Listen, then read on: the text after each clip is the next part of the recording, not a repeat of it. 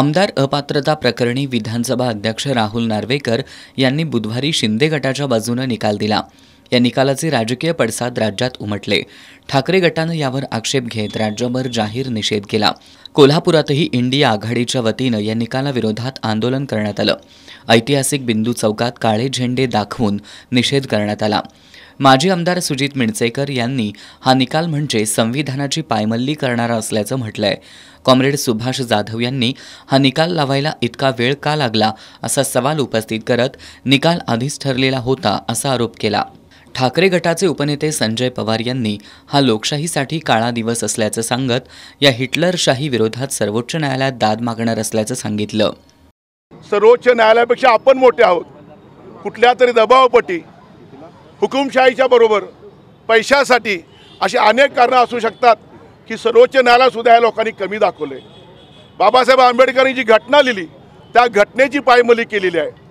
ह्या लोकशाहीची हत्या केलेली आहे आणि पूर्वनियोजित कट ज्या पद्धतीने काही लोक खून करतात तशा पद्धतीने आपल्या देशाची लोकशाहीची हत्या झालेली आहे।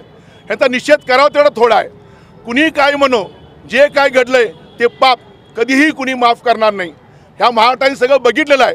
सर्वोच्च न्यायालयाने काय निर्देश दिलेले आहेत त्या सर्वोच्च न्यायालयाचे निर्देश सगळे बाजूला सारून आपला जो अधिकार आहे त्याचा गैरवापर करून, पदाचा गैरवापर करून हा निर्णय दिलेला आहे।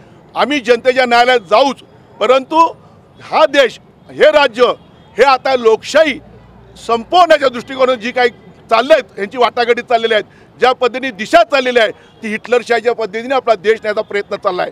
आम्ही कधीही माफ करणार नाही, देश यांना कधीही माफ करणार नाही।